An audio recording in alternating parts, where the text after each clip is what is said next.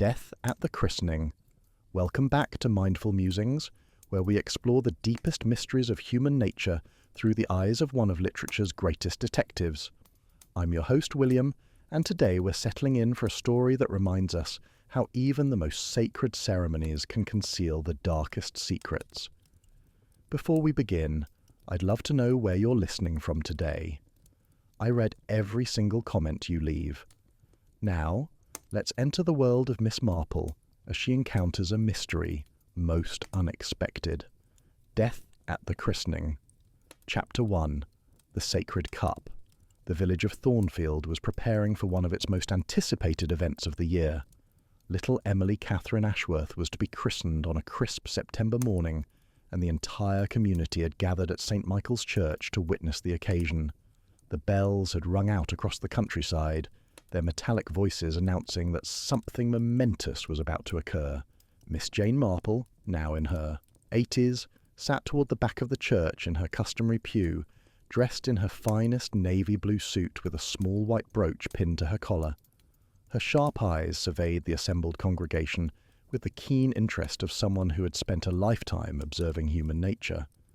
The christening font had been polished until it gleamed, and the ceremonial items laid out upon the white linen cloth were arranged with meticulous care by the vicar's wife, Mrs. Dorothy Hartley. The Ashworth family occupied the front pews.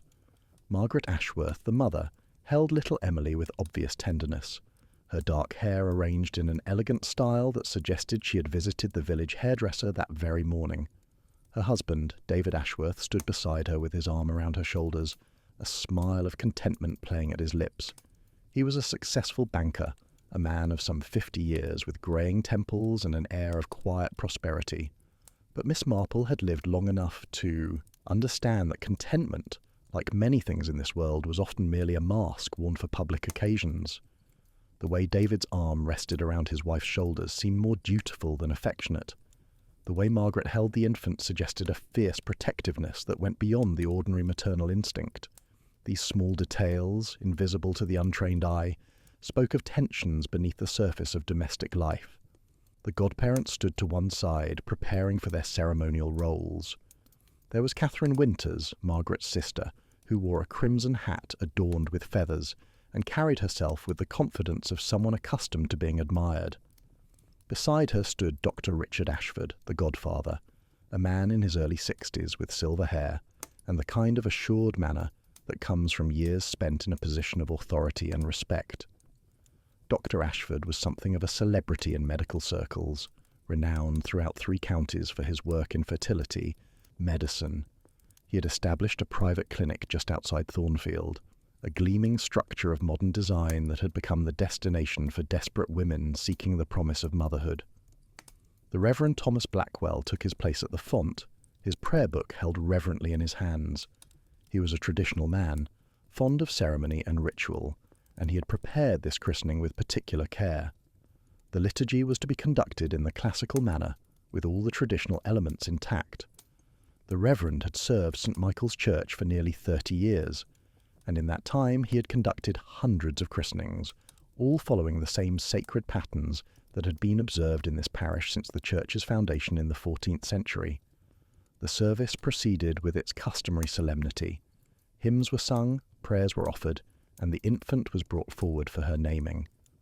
The Reverend's voice rose and fell in the familiar cadences of the ancient rite, and the congregation joined in the responses that had been repeated by countless generations of believers in this same space. There was something profoundly moving about the continuity of it all, the way the past seemed present in every gesture, every word, every symbol.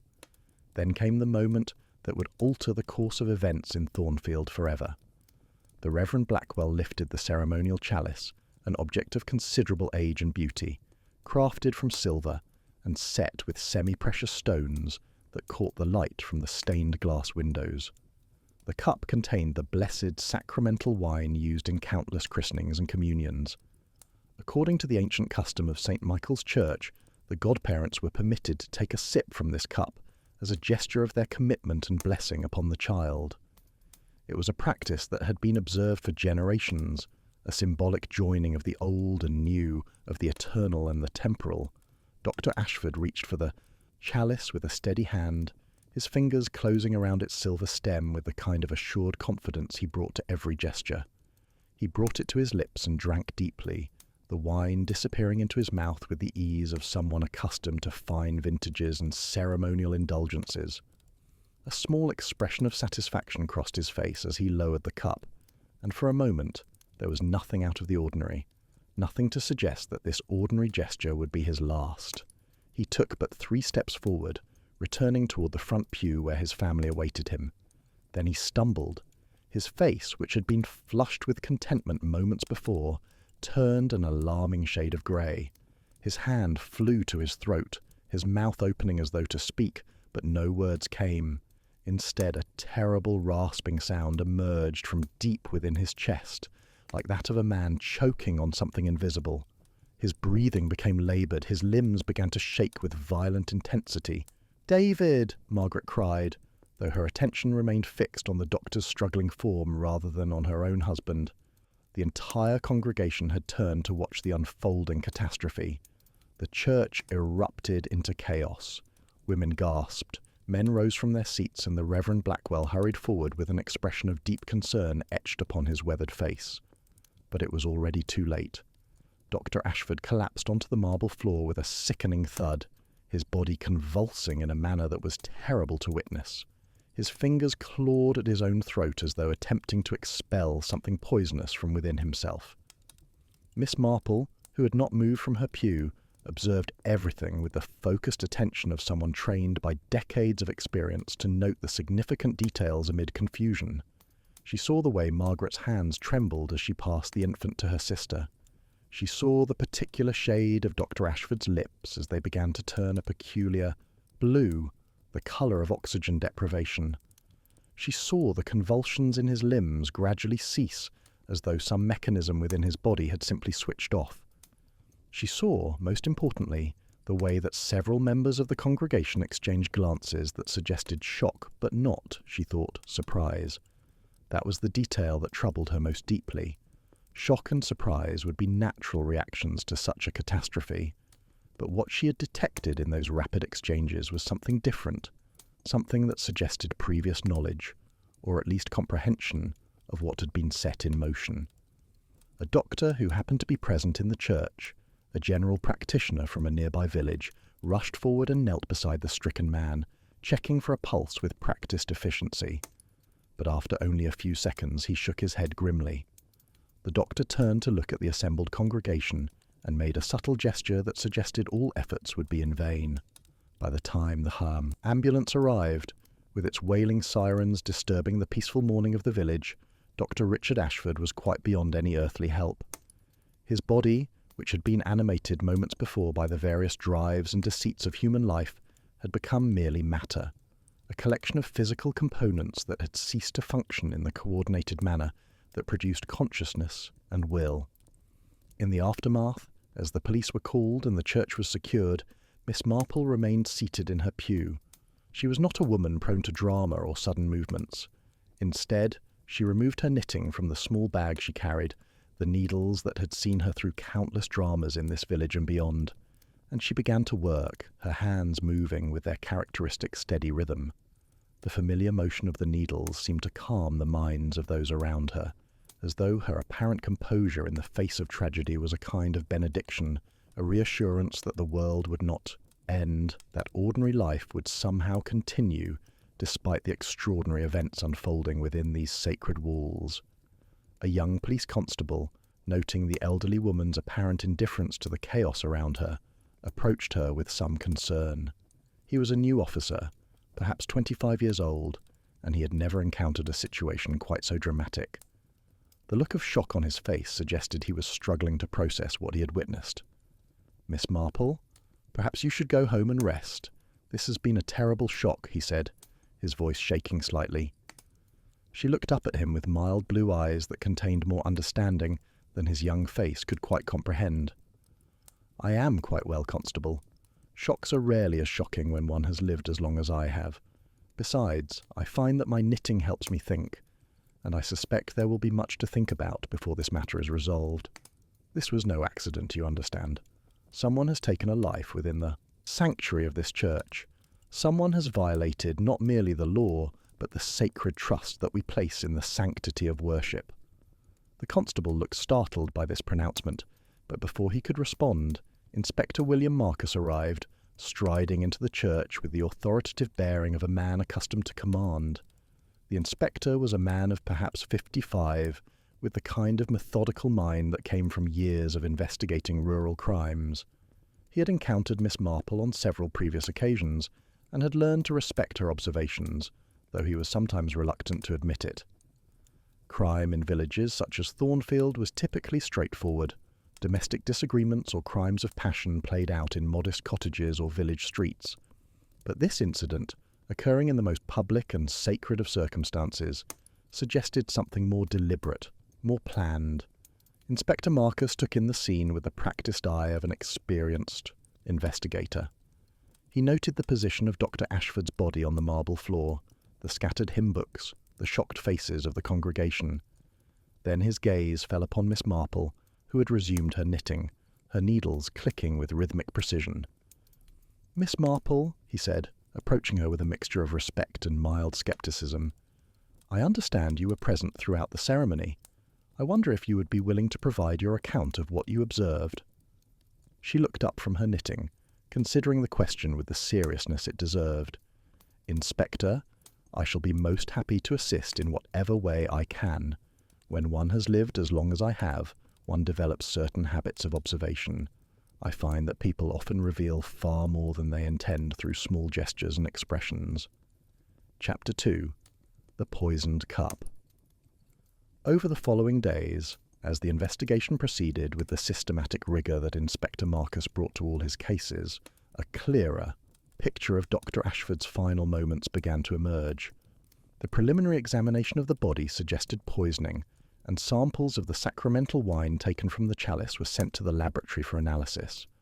The results, delivered within 48 hours, confirmed the grim suspicion. The wine contained a significant quantity of antifreeze, specifically ethylene glycol, the type commonly used in automobile radiators. Inspector Marcus established his temporary headquarters in a small room at the police station, where he began the meticulous work of investigation. The chalice and the remaining sacramental wine had been taken for analysis, and preliminary results confirmed that the antifreeze had been introduced to the wine in a concentrated form, sweet-tasting enough to be masked by the vintage the church used for its ceremonies. What troubled the inspector was the question of opportunity and knowledge. The wine had been prepared by Mrs. Hartley, the vicar's wife, the evening before the christening. She had measured it carefully into the chalice, which had then been left in the sacristy, locked away until the morning of the ceremony, in theory at least. Access to the sacristy was supposedly limited to the vicar and his wife, but the inspector knew from experience that in village churches, locks were often more symbolic than practical. The chalice was cleaned and polished by hand, Mrs. Hartley explained when the inspector questioned her in her sitting room, where afternoon light fell through lace curtains. Her hands trembled slightly as she spoke, whether from genuine distress or from the pressure of being questioned in a murder investigation was difficult to determine. "I did this myself on the morning of the christening, perhaps an hour before the service began. The wine was poured at that time as well. I was alone in the sacristy, as I always am during these preparations." "You saw nothing unusual? No one acting out of place?" the inspector asked, his notebook open before him. "Nothing at all," Mrs. Hartley insisted. "Though I must confess I did not remain in the sacristy continuously. I went to the main church to ensure that the flowers were properly arranged and to check that the water in the font was at the correct temperature. I am perhaps not as careful as I should have been, given that an irreplaceable trust had been placed in my hands." Miss Marple attended this interview, having invited herself along by the simple expedient of calling upon the inspector and offering to accompany him to the vicarage. She had explained that her years of experience in such matters might prove useful, and the inspector, remembering previous occasions when her observations had added dimensions to his understanding, had agreed. After they had left Mrs. Hartley and were driving back toward the village in the inspector's motor car, Miss Marple remarked thoughtfully, "The vicar's wife is telling the truth, Inspector, at least as she knows it.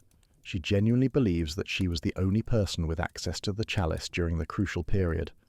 But I wonder if we have been asking the proper questions. "What do you mean?" the inspector asked, settling back into the driver's seat, his attention partially divided between the road before them and Miss Marple's observations. "We have assumed that the poison was placed in the chalice or the wine itself at some point before the christening service began. But consider this. The chalice is used for all ceremonial purposes in the church, not merely for christenings. It is used at every Sunday communion, at every wedding ceremony, at every conceivable ecclesiastical occasion. Therefore, had someone tampered with it at any point previous to the christening, it would likely have been used multiple times, and multiple people would have been exposed to the poison. The fact that the poison acted precisely, and only when Dr. Ashford drank, suggests that it was placed there, specifically for that moment, for that individual. That is not happenstance, Inspector. That is intention of the most calculated variety." The inspector's hands tightened on the steering wheel. "Are you suggesting that the poison was placed in the chalice during the christening service itself? That would require remarkable boldness." "Or remarkable desperation," Miss Marple replied. "Or remarkable certainty that one could not be connected to the crime. But yes, I believe that is precisely what occurred. Someone who understood the layout of the church, the flow of the service, and the habits of its clergy found a moment, perhaps very brief, when the chalice was unguarded. In that moment, they added the poison." The investigation proceeded through its methodical channels over the subsequent days. The inspector interviewed everyone who had been present in the church that morning, creating a timeline of movements and noting the particular locations of each individual. It was a lengthy process, as the christening had attracted nearly 200 people from throughout the village and beyond. Not merely the immediate family and close friends, but also various members of the community who felt it appropriate to attend such an important social occasion. What emerged from these interviews was a pattern of tension and discord surrounding Dr. Richard Ashford that went far deeper than Miss Marple's initial observations had suggested. Beyond his reputation as an excellent physician and a generous member of the community, whispers began to circulate about aspects of his professional practice that troubled thoughtful people. There were rumours of affairs with various women in the community, of financial impropriety in his personal dealings, and most troublingly, of irregularities in his medical practice that suggested a man who had used his position and reputation to manipulate and control those around him for his own benefit. One afternoon, Miss Marple sat in her cottage, her knitting needles working through a particularly intricate pattern when she received a visitor. It was Catherine Winters, Margaret Ashworth's sister, the woman who had stood as godmother at the christening. She appeared distressed, her crimson hat sitting askew upon her head, her composure visibly shaken by the events of the past days. "Miss Marple," Catherine said without preamble, her eyes red from weeping, "I must speak with someone, and I find myself without anyone to trust. The police inspector is kind enough, but he is an official, and I fear what I have to say might cause great harm." "Please, sit down." Miss Marple gestured to a chair, and Catherine sank into it, as though her legs would no longer support her. "And perhaps you would like some tea? I find that tea often helps when one's mind is troubled. Florence, my maid, makes an excellent blend with honey and lemon." As Miss Marple prepared the tea with her customary efficiency, moving about her kitchen with the practised ease of someone who had prepared countless cups over many decades, Catherine Winters sat wringing her hands, her earlier appearance of confident ease completely dissolved. She had become, in the space of a few days, a woman bowed by knowledge too heavy to carry alone. When the tea was poured and both women were seated by the sitting-room window, Catherine began to speak, her voice trembling with emotion. "My sister Margaret has suffered greatly, Miss Marple. More than anyone in this village, I believe, knows. When she discovered the truth about her child, about Dr. Ashford's deception, it nearly destroyed her. A marriage is a delicate thing, built upon trust and shared hope for the future. When that foundation cracks, the entire structure becomes unstable. I can imagine," Miss Marple said gently, her needles having resumed their quiet clicking, "that the discovery was deeply painful for her." It was more than painful. It was humiliating, demeaning, a violation of everything she believed about her body, her choices, her autonomy. She went to confront Dr. Ashford about what had occurred, demanding explanations and apologies. But he was unapologetic. He acted as though she should be grateful for the child she had been given, as though his actions were somehow a gift rather than a betrayal. "What did your sister do?" Miss Marple asked, her knitting needles pausing momentarily, as though her hands sensed the importance of what was about to be revealed. Catherine looked down at her hands, which were clenched so tightly that her knuckles had turned white. "I fear that is precisely why I have come to you, Miss Marple. Margaret has been distressed beyond measure. She has spoken of the desire to see justice done, to prevent Dr. Ashford from destroying other families, as he has destroyed hers. But I also know that the police are looking very carefully at everyone, searching for motive and opportunity, and my sister, through her own suffering, has provided both." It was during a tea at the home of her old friend Dr. Haydock's widow that Miss Marple learned the most troubling piece of information. Dr. Haydock had passed away several years previous, but his widow, who had known many people in the medical profession through her late husband's connections, maintained her social ties and continued to gather information as naturally as others gathered flowers from their gardens. "There is a woman, Margaret Ashworth, the wife of the banker," the widow explained, pouring tea with a practiced hand that suggested decades of practice in such social rituals. "She and her husband came to Dr. Ashford with the desire to have children. After years of trying, they were desperate for help. Dr. Ashford's clinic seemed to offer hope. She underwent the treatment, became pregnant, and gave birth to a beautiful daughter. For several years, all seemed well." "But something changed?" Miss Marple prompted, sipping her tea with the appreciation of someone who could recognize quality craftsmanship in even so simple a thing as the brewing of tea. "About a year ago, Margaret underwent some medical testing that required DNA analysis for other reasons entirely. During this testing, a genetic anomaly was discovered. It became apparent that she was not the biological mother of the child." No, the widow corrected herself at Miss Marple's startled expression, her hand moving to touch her chest as though her heart had momentarily lost its rhythm. "Margaret was indeed the biological mother, but her husband David was not the biological father. The child belonged genetically to Dr. Ashford himself."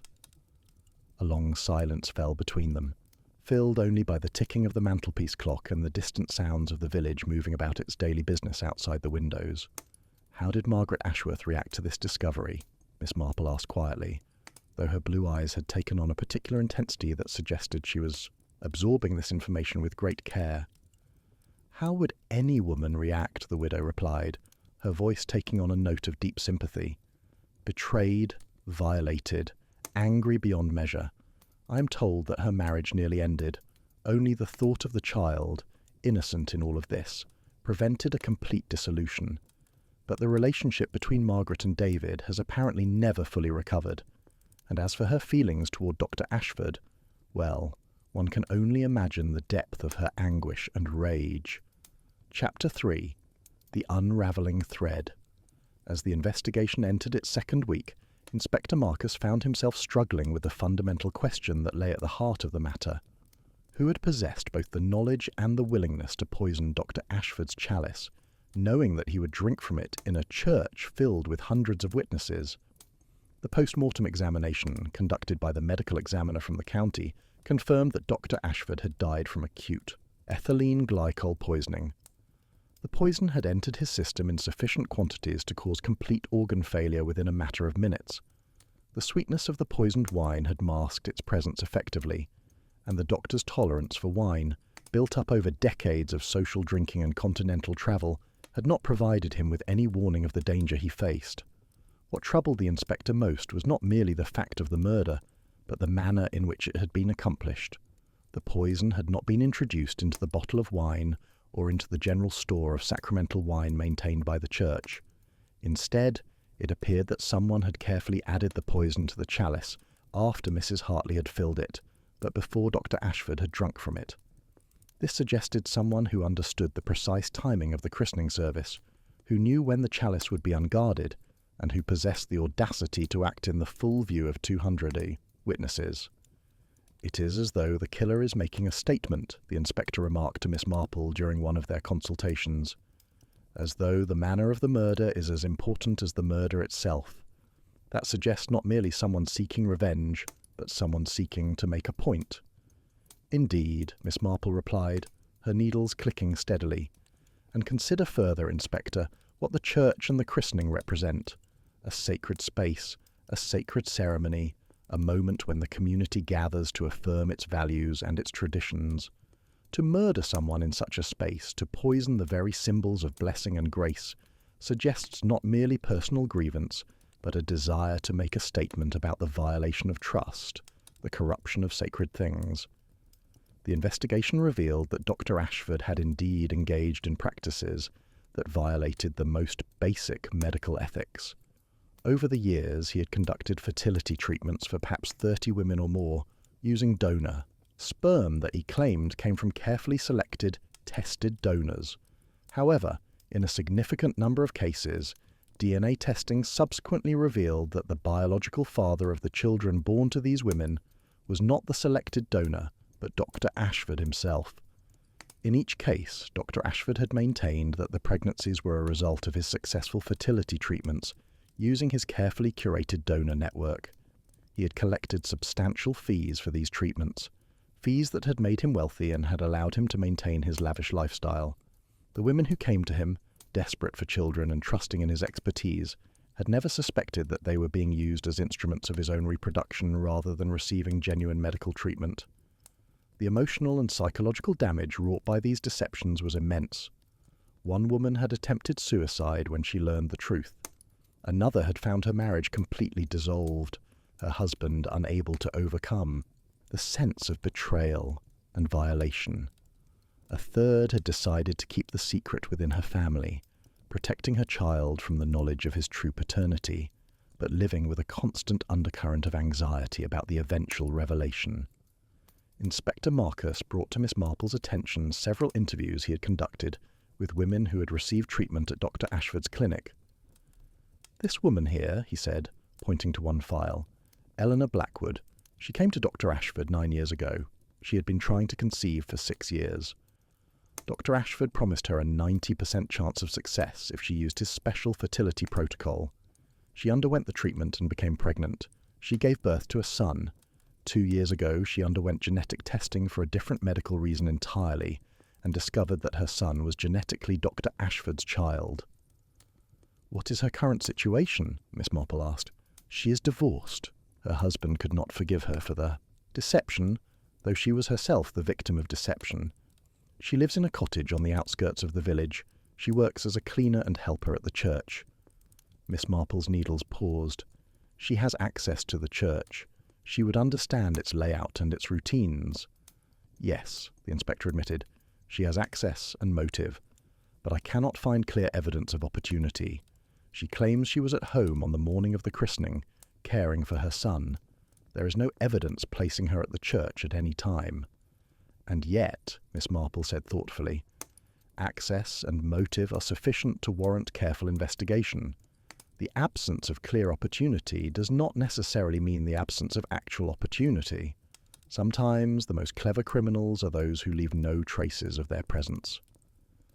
It was at this point in the investigation that several additional facts came to light. The inspector, conducting interviews with members of the church staff, learned that Dr. Ashford had made a substantial financial contribution to the church building fund just 6 months previous. He had also, on several occasions, made rather inappropriate comments to Mrs. Hartley about her personal appearance and her role as the vicar's wife, comments that had made her deeply uncomfortable, but which she had felt too socially constrained to report.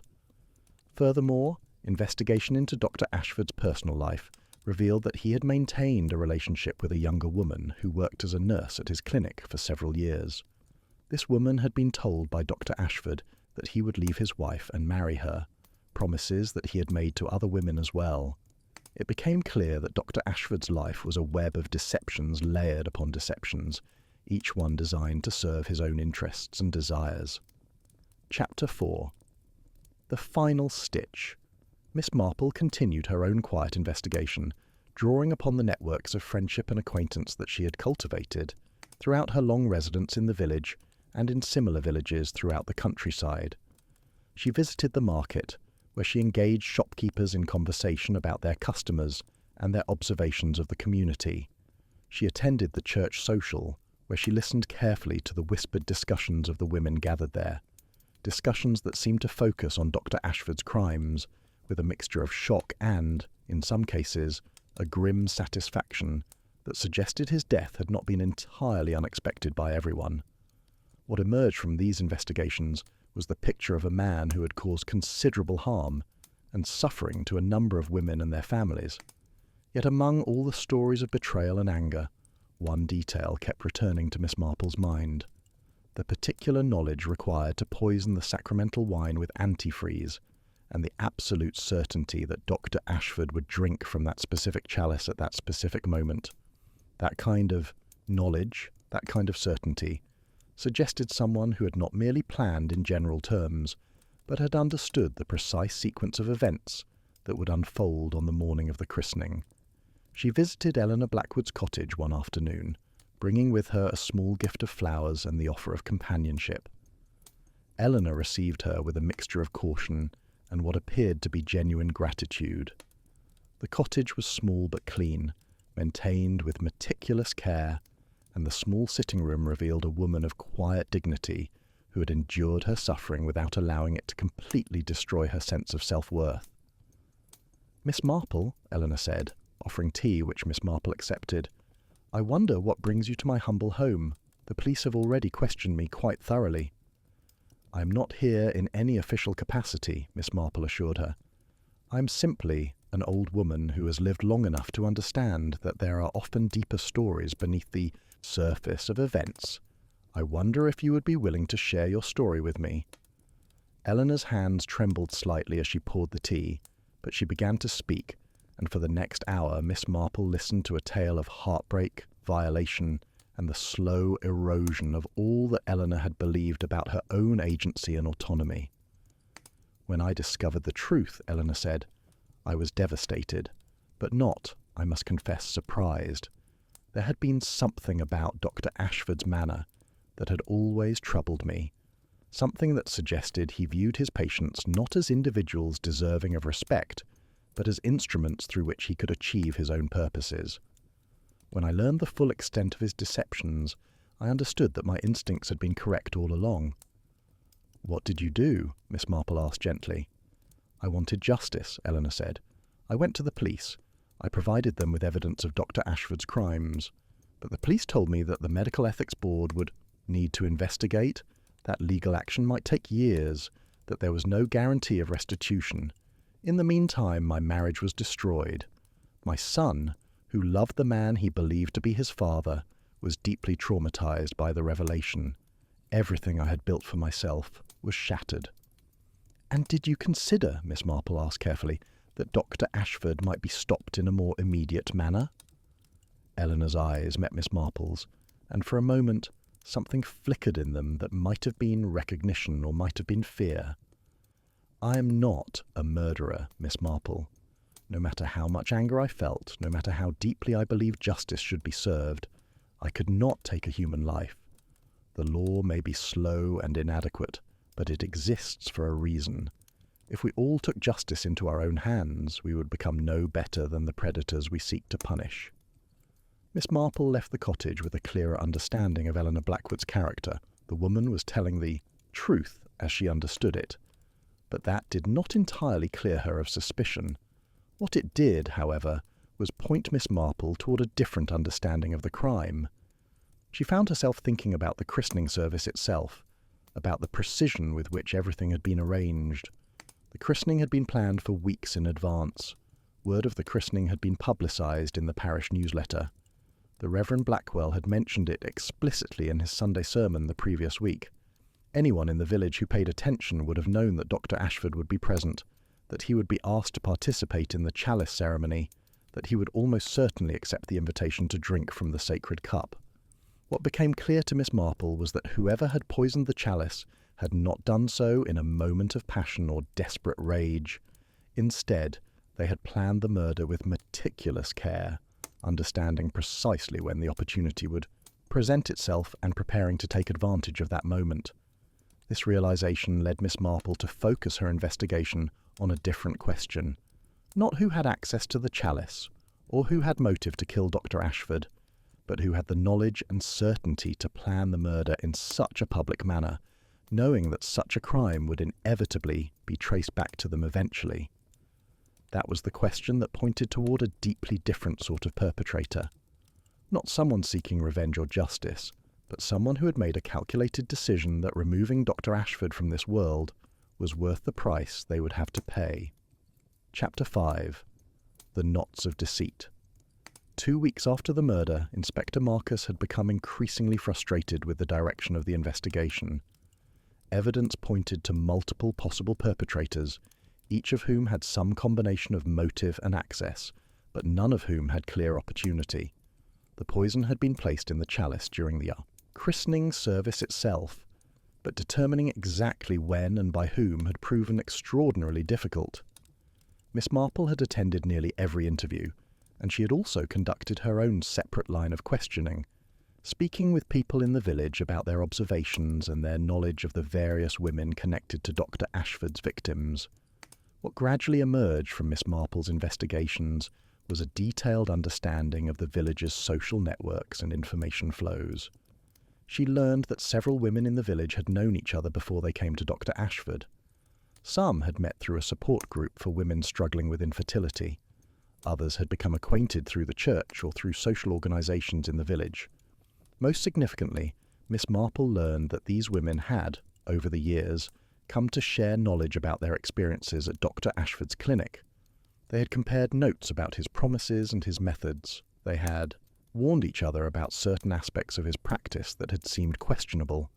And when the first DNA tests had revealed his deceptions, they had communicated with each other, ensuring that the others would undergo testing and that they would all understand what had been done to them. There is a network, Miss Marple explained to Inspector Marcus during one of their conferences. A network of women who have been wronged by Dr. Ashford. Not all of them are aware of the network's full extent, and many of them would never describe themselves as part of some kind of organised group. And yet, they have supported each other, shared information, and helped each other understand what has been done to them. "Are you suggesting that the murder was some kind of collective action?" the inspector asked, his voice taking on an uncertain tone that suggested he did not quite believe what he was hearing. "I am suggesting," Miss Marple replied carefully, "that the murder may have been planned by one person, but authorised or at least accepted by others. That the perpetrator may have acted not in secret isolation, but in the knowledge that their actions would be understood, if not officially condoned, by a community of those who had been wronged." This line of reasoning eventually led the inspector to conduct a series of more intensive interviews with several key figures. He spoke extensively with Eleanor Blackwood, with Margaret Ashworth, with several other women who had been patients at Dr. Ashford's clinic.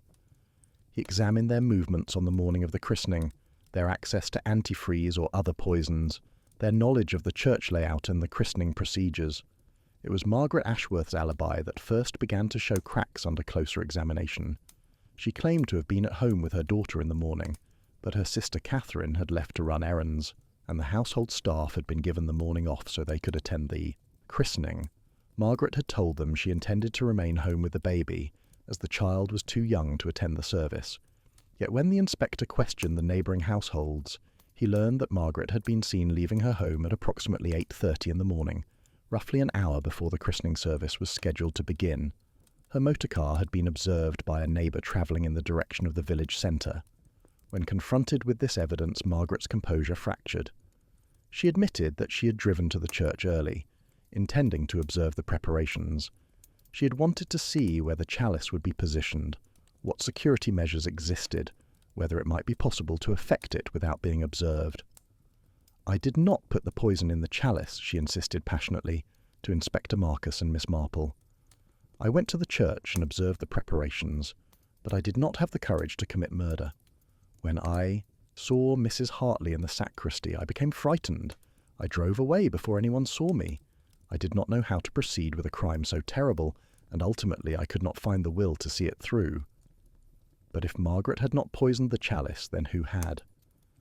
The inspector found himself back at the beginning of his investigation, with motive and knowledge, but still no clear identification of the perpetrator.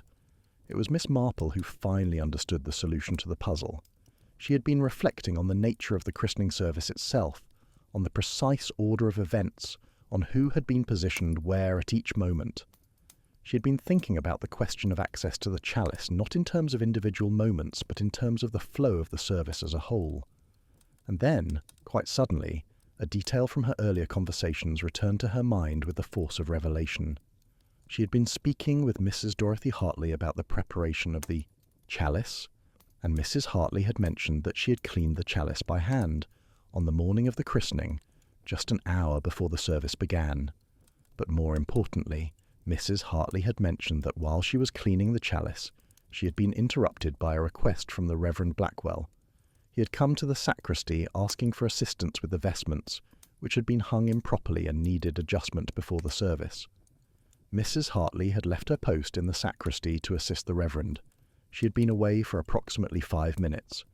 During that time, the chalice had been sitting, still damp from cleaning, on the table in the sacristy. Anyone who had been in the church at that moment, anyone who understood the layout of the sacristy and the flow of the service, could have easily added the poison. The question was, who possessed that knowledge and had that access? Chapter 6. The Revelation. Miss Marple invited Inspector Marcus to her cottage for a tea on a bright autumn afternoon. The leaves outside her windows were beginning to turn gold and crimson, and there was a sense of approaching change in the air, as though nature itself was preparing for some transformation. "I believe I understand who murdered Dr. Ashford," Miss Marple said, without preamble, once the inspector was settled with his tea. "But, before I explain my conclusions, I must ask you to consider a particular detail that has been overlooked in your investigation." "And what detail is that?" the inspector asked, setting down his cup with interest. "The Reverend," Miss Marple said. "The Reverend Thomas Blackwell. Consider his position in all of this. He would have had complete knowledge of the church layout, the timing of services, the placement of liturgical objects. He would have had access to the sacristy at any time. He would have understood the precise flow of the christening service. And most importantly, he would have known that Dr. Ashford would be invited to participate in the chalice ceremony." "But what motive would the Reverend have for murdering Dr. Ashford?" the inspector asked, though his eyes suggested he was beginning to see the outline of a possibility he had not previously considered. "That is where my investigation must focus on the women connected to Dr. Ashford," Miss Marple explained. "You see, the Reverend's wife, Dorothy Hartley, attended the fertility clinic of Dr. Ashford some years ago. I discovered this through careful conversation with the church staff and with former parishioners. She had confided in one of her closest friends that she and the Reverend had been unable to conceive, that they had sought treatment from Dr. Ashford, and that the treatment had been successful. They had believed themselves to be blessed with a pregnancy that seemed to come after years of hope and prayer." The inspector's expression shifted as the implications began to become clear. "The child is genetically Dr. Ashford's biological child," Miss Marple confirmed. "The Reverend does not know this. Mrs. Hartley has not told him. She discovered the truth through one of the DNA tests I mentioned earlier. She was tested for a medical condition, and the results revealed the truth about her son's paternity. She has lived with this knowledge for nearly 2 years, watching as her husband loves and raises a child who is not genetically his own, knowing that Dr. Ashford caused this deception, watching as Dr. Ashford continued his predatory practices unchecked." "But Mrs. Hartley did not murder Dr. Ashford," the inspector said. "No," Miss Marple agreed. "Mrs. Hartley is not strong enough for such an act. But she is close enough to the Reverend to have told him everything. She is his wife, his partner, his companion through life. At some point, her anguish and her anger became too great to bear alone. She confided in her husband." "And the Reverend?" the inspector asked quietly. "The Reverend is a man of principle and of faith," Miss Marple continued. "He is not a man accustomed to violence or to law-breaking, but he is also a man capable of tremendous anger when confronted with betrayal and violation. When his wife told him the truth, something within him must have broken. He understood that the sanctity of his marriage had been violated, that his beloved son was not truly his son, that Dr. Ashford had violated the sacred trust placed in him by a desperate couple seeking the blessing of a child. So, the Reverend poisoned Dr. Ashford, the inspector said slowly, working through the logic. But he could not have done so himself without suspicion falling upon him.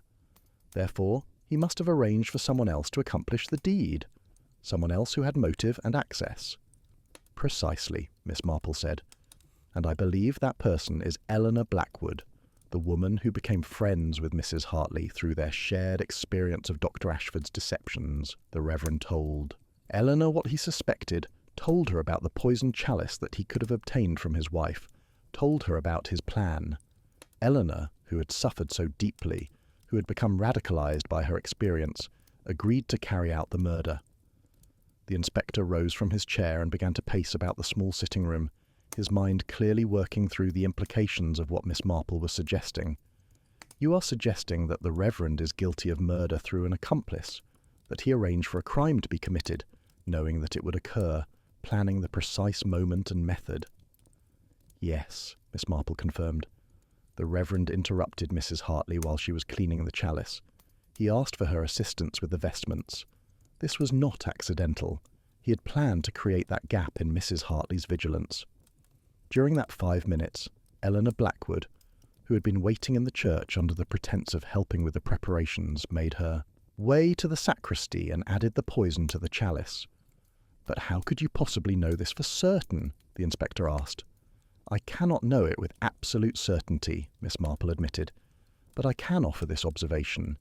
When I visited Eleanor Blackwood's cottage, I noticed that she kept her motorcar keys on a table near her front door. On the morning of the christening, those keys would have been accessible to anyone in her household. And Eleanor has a sister who lives with her, a sister who works as a nurse at the local hospital. This sister would have access to various chemicals and toxins used in medical settings. She would have had the knowledge to understand how antifreeze works as a poison. The inspector stopped pacing and turned to look at Miss Marple directly. You are suggesting that Eleanor Blackwood may not have acted alone. I am suggesting, Miss Marple replied carefully, that the web of complicity in this murder may extend further than any of us initially suspected. The Reverend, motivated by his desire to protect his wife and punish the man who violated their marriage. Eleanor Blackwood, motivated by her anger and her desire to prevent Dr. Ashford from harming others. Eleanor's sister, motivated by her loyalty to her sister. Perhaps even Mrs. Hartley herself, though unknowingly participating in her husband's plan. All of these people, driven by justified anger at Dr. Ashford's crimes, may have played a role in his death. Chapter 7. The Confession. Inspector Marcus wasted no time in implementing Miss Marple's suggestions. He brought in the Reverend for questioning, not as a suspect initially, but as someone with important knowledge about the church and its security. It was a gentle approach, one designed to put the Reverend at ease while simultaneously creating an opportunity to observe his reactions and his demeanour. The Reverend was a man in his 60s, with grey hair and the kind of bearing that came from decades of leading a congregation and offering counsel to troubled parishioners. He had the appearance of someone accustomed to controlling his emotions, of maintaining a composure that reflected his role in the community. But when Inspector Marcus began asking subtle questions about Dr. Ashford, when he asked about the Reverend's knowledge of the clinic and its practices, when he asked about the time gaps during the christening service, something shifted in the Reverend's expression. A crack appeared in his carefully maintained composure, and through that crack the inspector caught a glimpse of the anguish and rage that lay beneath. "Did you know," the inspector asked gently, "that Dr. Ashford was a man of questionable medical ethics?" The Reverend's hands clenched on the armrest of the chair. "I knew that he was a predator and a deceiver. I knew that he used vulnerable women for his own gratification. I knew that he violated the sacred trust placed in him as a healer and a physician." "How did you come to know these things?" the inspector asked. The Reverend took a long breath. "My wife came to me with a terrible burden of knowledge. She told me the truth about our son, about what Dr. Ashford had done to us. She told me that she had discovered through medical testing that our beloved child, whom I have raised as my own, does not carry my genetic material. I am not his biological father.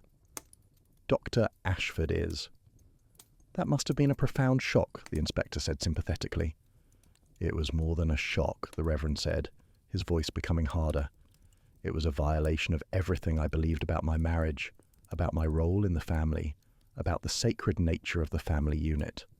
And when I learned the extent of Dr. Ashford's crimes, when I understood that he had done this to others, that he would continue to do it unless someone stopped him, I made a decision that I am not proud of, but which I believe was necessary.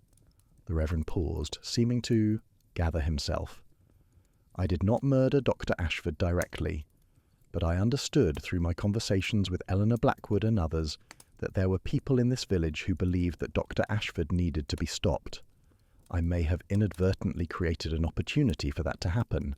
I may have, through my actions, enabled a murder to occur, and for that I must accept responsibility. It was not until later that Eleanor Blackwood herself came to the police station and confessed. She had not acted in isolation, she explained. She had been motivated by her suffering and by her conversations with other women who had been violated by Dr. Ashford.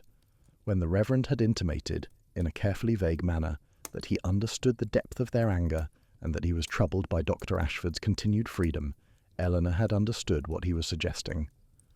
The Reverend created the opportunity, Eleanor explained to Inspector Marcus. When he interrupted Mrs. Hartley's work in the sacristy, asking her to help with the vestments, he created a gap in the church's security. I knew he had done this deliberately. We had spoken in generalities about what might be done, but there had been no explicit agreement. He offered the opportunity, and I chose to take it. How did you obtain the poison? The inspector asked. From Dr. Ashford's own clinic, Eleanor said, with a kind of grim satisfaction. The clinic uses antifreeze in the heating systems. I worked there for a time, cleaning the offices and equipment. I knew where it was kept. I obtained a small bottle weeks before the christening, hiding it in a manner that I hoped would not be discovered. And you placed it in the chalice during the christening service? I did, Eleanor confirmed. I was in the church, ostensibly helping with the preparations. When I saw Mrs. Hartley leave her post, I knew my moment had come. I walked to the sacristy as though to assist her, but when I found it empty, I took the opportunity to add the poison to the chalice. It took perhaps 30 seconds. I was back in the main church before anyone noticed I had been away. Chapter 8. The Weights of Justice. The arrest of Eleanor Blackwood and the revelation of the Reverend's complicity sent shockwaves through the village of Thornfield. The community that had prided itself on its stability, its respectability and its harmony, found itself forced to confront uncomfortable truths about the capacity for violence even in those it respected and trusted. The Reverend was forced to resign from his position at St. Michael's Church, though the church authorities were reluctant to press charges, recognizing that his role had been tangential and motivated by understandable, if misdirected, protective instinct toward his wife. Eleanor Blackwood was charged with murder, and the case proceeded through the courts with all the drama and controversy that such a prosecution entails.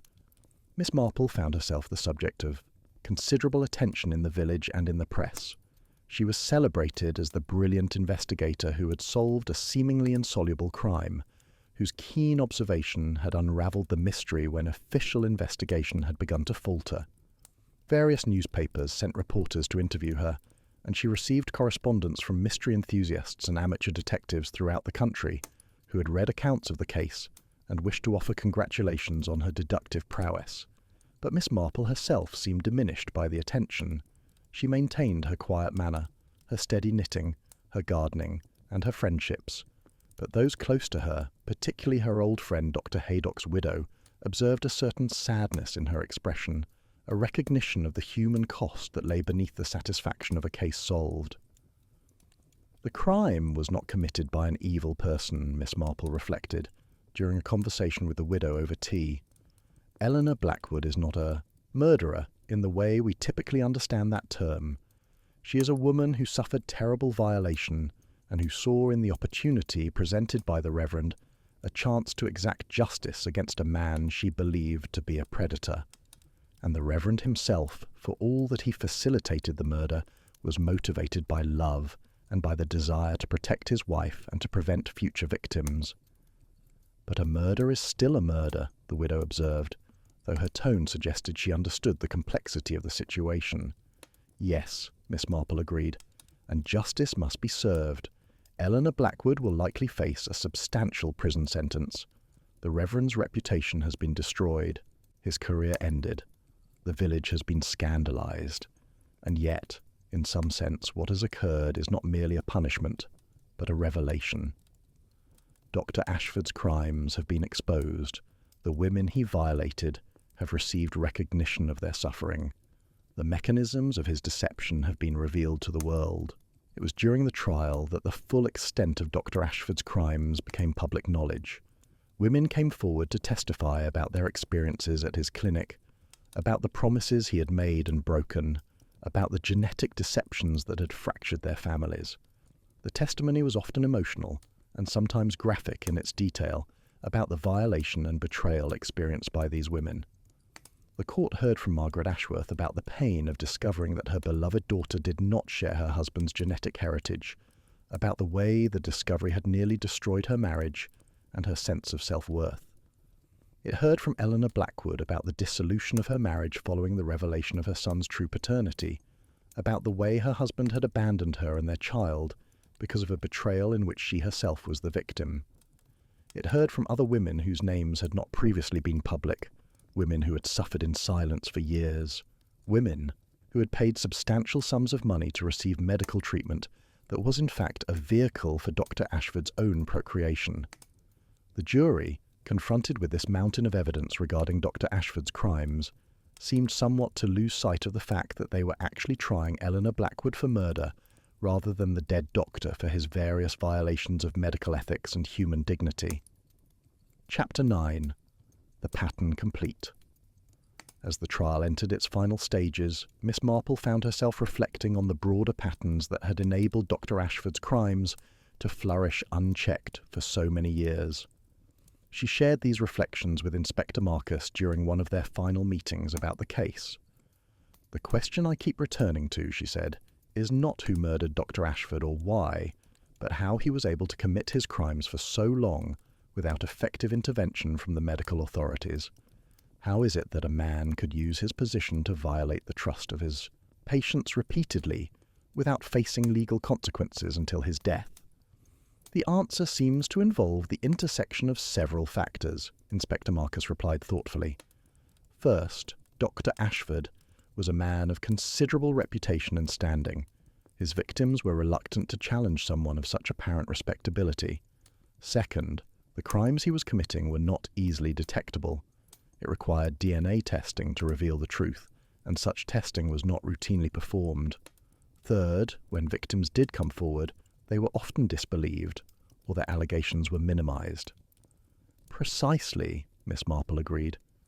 "And the women who were victimized carried the burden of shame and embarrassment about their infertility, about their need for medical intervention.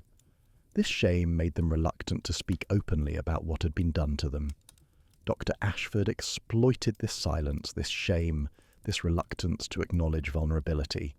He constructed an entire criminal enterprise on the foundation of other people's suffering and privacy.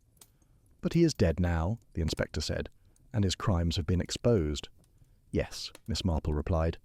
"But at what cost? Eleanor Blackwood will likely spend years in prison for his murder. The Reverend's life has been ruined. The women who were victimized have been forced to relive their trauma in a public courtroom, and the village itself has been forever marked by this crime and its revelation. The price of exposing Dr. Ashford's crimes has been extraordinarily high." The jury deliberated for 3 days before returning with a verdict. Eleanor Blackwood was found guilty of murder, though with a recommendation for leniency based on her difficult circumstances and her generally upstanding character prior to the crime. The sentence was imprisonment for 15 years, a substantial punishment, but not the maximum the law allowed. The Reverend, in a separate but related legal proceeding, was found to have been complicit in the murder through his creation of the opportunity for it to be committed. He was sentenced to 5 years imprisonment, though legal experts predicted he might be released on parole within 2 or 3 years, given the mitigating circumstances surrounding his actions. Chapter 10. The Final Thread. In the months following the trial, life in Thornfield gradually returned to something approximating normalcy. A new vicar was brought in to replace the Reverend Blackwell, a younger man from outside the parish who had no previous connection to the scandal. The church underwent a period of rededication and renewal, as the community attempted to re-establish a sense of spiritual security within its walls. Miss Marple, as autumn turned to winter and then spring, found herself reflecting on the case with the wisdom that came from long years of observation and understanding of human nature. She had been asked by several publishers to write her account of the case, to share her methods of deduction and observation, to contribute to the growing literature of detective fiction that was becoming increasingly popular with the reading public. But she had declined all such offers, preferring to remain in her quiet village, tending to her garden and her knitting, maintaining the rhythm of ordinary life. However, she did agree to one final conversation with Inspector Marcus, who called upon her on an afternoon in early spring, when the first flowers of the season were beginning to appear in her carefully tended garden. "I wanted to thank you," the inspector said, accepting the cup of tea that Miss Marple offered. "Your insight into this case proved invaluable. Without your observations, I might have continued to pursue leads that would have eventually reached a dead end." "It is kind of you to say so," Miss Marple replied, her needles clicking softly as she began her knitting. "But I wonder if I have done the right thing in assisting in this investigation." The inspector looked surprised. "But you have solved a murder and brought the perpetrator to justice." "Have I?" Miss Marple asked. "I have identified a woman who poisoned a man, yes. But has justice truly been served? Eleanor Blackwood was a victim of Dr. Ashford's crimes. The Reverend was motivated by his desire to protect his wife, and yet both will spend years in prison for actions that, while technically illegal, were profoundly understandable given the circumstances." "The law must be upheld," the inspector said. "Otherwise we descend into chaos where everyone takes justice into their own hands." "Of course," Miss Marple agreed. "The law must be upheld. And yet, I cannot help but think that true justice might have required different actions. Perhaps the medical authorities should have investigated Dr. Ashford more thoroughly when the first accusations arose. Perhaps the village should have recognized the patterns of violation and predation that were occurring within its midst. Perhaps Eleanor Blackwood and the Reverend should have pursued legal channels rather than taking matters into their own hands." She paused in her knitting and looked directly at the inspector. "But, having said all that, I must acknowledge that I myself facilitated the process that led to Eleanor's imprisonment. By identifying her as the likely perpetrator, I played a role in setting her on the path toward conviction and incarceration. I wonder sometimes if I might have chosen differently had I understood the full complexity of the situation at the beginning." "You cannot be responsible for the consequences of truth," the inspector said firmly. "You revealed the truth about what occurred. The legal system was simply the mechanism through which that truth was processed." "Perhaps," Miss Marple said, returning to her knitting. "But I have learned, over many years of involvement in such matters, that truth is often more complicated than it appears. The truth about who poisoned Dr. Ashford's chalice is a simple fact. But the larger truth about why the poison was administered, about the system of violation that made the murder seem justified to those who committed it, about the failure of proper authorities to intervene before violence became necessary, those truths are far more intricate and far more troubling." As the inspector prepared to leave, Miss Marple offered one final observation. "The case of Dr. Ashford suggests something troubling to me about our society. We have placed tremendous faith in institutions and in authority figures, doctors, clergy, educators, those in positions of power, and we assume that these institutions and these individuals will regulate themselves, will maintain ethical standards, will protect those who are vulnerable. But what we have seen with Dr. Ashford is that such assumptions are sometimes tragically misplaced." "What would you suggest as a remedy?" the inspector asked. "I would suggest," Miss Marple said thoughtfully, "that we develop better mechanisms for accountability. that we listen more carefully to those who come forward with allegations against people in positions of power, that we do not allow shame and privacy considerations to shield predators from consequences. But most importantly, I would suggest that we remain vigilant, because it seems to me that the great dangers in our society often come not from strangers or from obvious criminals, but from those we trust, those we believe to be respectable, those whose position gives them the opportunity to do great harm. After the inspector had left, Miss Marple sat alone in her cottage as the afternoon light lengthened across her garden. She continued her knitting, her needles moving with their characteristic steady rhythm, working through the intricate pattern of the yarn. But her mind was elsewhere, reflecting on the case that had just been concluded, on the various threads of human motivation and circumstance that had woven together to create the tragedy of Dr. Ashford's death. In many ways, she thought to herself, murder investigations were not unlike knitting.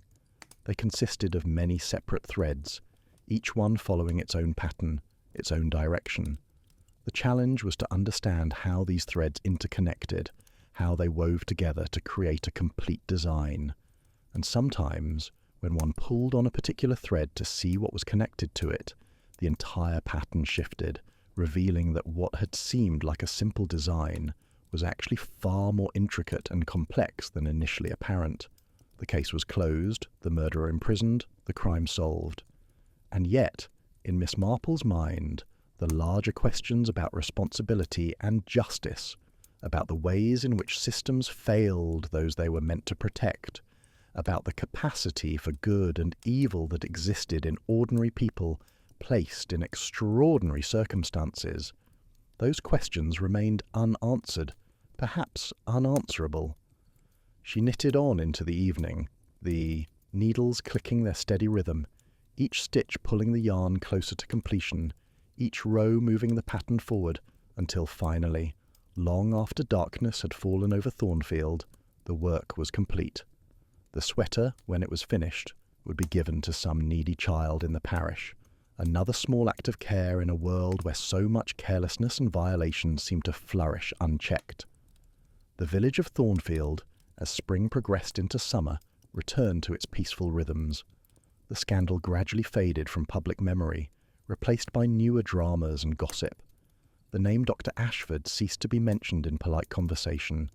The women who had been victimized by his crimes went about their lives, some of them attempting to rebuild what had been broken, some of them remaining fractured by the violations they had endured. Eleanor Blackwood, in her prison cell, maintained her composure and her dignity, writing letters to her son and to the few friends who had remained loyal to her despite her crime. The Reverend, also imprisoned, spent his days in quiet reflection, serving in the prison chapel and attempting to make peace with the choices he had made. And Miss Marple, in her cottage in Thornfield, continued her quiet life of observation and reflection, tending her garden, knitting her intricate patterns, remaining available to those in the community who sought her counsel or her friendship. She had solved the mystery of who had poisoned Dr. Ashford's chalice, but in doing so, she had opened questions far larger and far more troubling than any simple murder investigation could answer. The pattern, as she had reflected to the inspector, was complete. But the meaning of the pattern, the larger significance of the crime and its consequences, would perhaps never be fully understood or fully resolved. That, she had learned over her long years of observation, was the nature of human affairs. There was always more beneath the surface, always. Deeper threads waiting to be unraveled, always new patterns waiting to be discovered in the complex tapestry of human relationships and human nature. Such was the world, as Miss Marple understood it. Complex, tragic, occasionally beautiful, and forever mysterious. The end.